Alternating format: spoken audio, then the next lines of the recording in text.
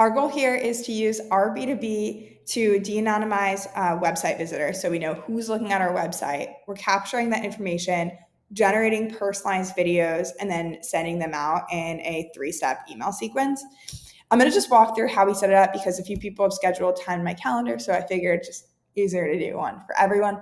But basically, we have this set up in Clay, and we're using the RB2B webhook here, so you can just grab that from RB2B.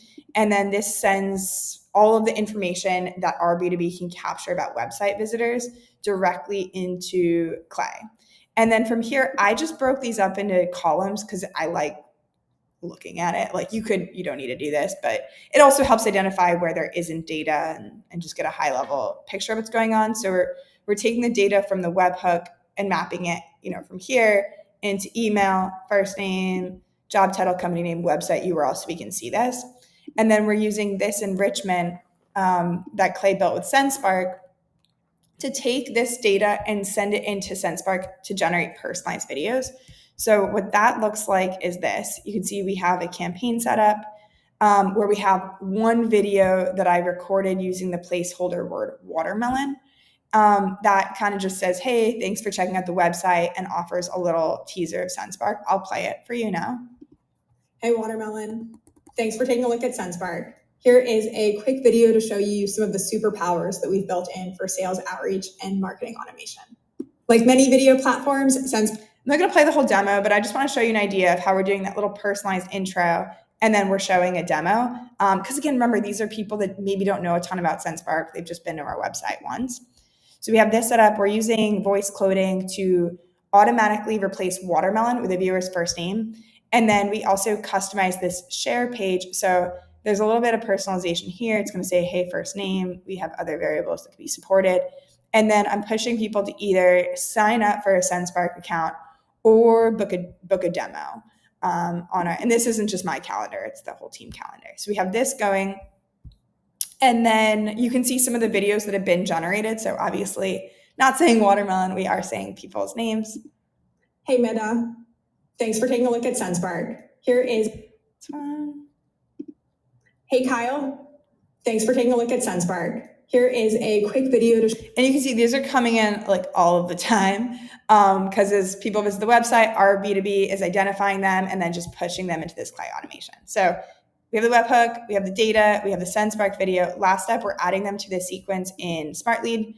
And again, there's a really nice native integration with SmartLead and Clay here. So this is really easy to push people in.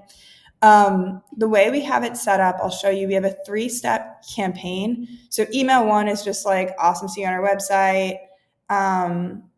Wanted to see if we could schedule a demo. We do have a calendar button here, but it's really simple.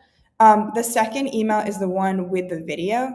So this is where we have that personalized video in here. And this is unique to us, right? Like a lot of times when people check out SendSpark, they're comparing us to a competitor. So I want to make it instantly obvious, like how we're better. But I think, this is flexible for different people, what your next email is. And then the third one is just a customer case study. And I wanted to keep it simple because I'd rather do multiple 3-step sequences, if maybe they visit now and come back in 6 months than sending so many emails that people unsubscribe now. So we have this going.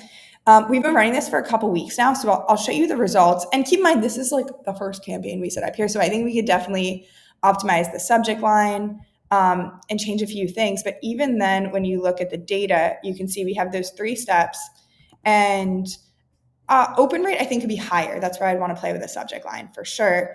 But what you can see is the email with a video has nearly a 40% click-through rate, which I think is great because these are people that are so early in the buyer journey. They're just on our website. But at the same time, they're clicking and watching the video. About 10% reply rate to both the first and second email. But again, the open rate's a little bit low. We got to play with that. And also there's some bounces, which makes sense because we're just scraping the leads from RB2B. As we update this, the next steps are definitely going to be verifying emails before sending it out, as well as updating the subject line. And it's the same subject line for all of them. But either way, I think this can be really helpful. I think there's also other ways you can personalize it, right? We're saying that sending the same campaign to everyone, but I would like to to kind of make this a little fancier based on pages people visit, and also do a better job of filtering out current customers. So might level this up even more, but wanted to share and hope this can spark some ideas. All right, cheers. Happy automation.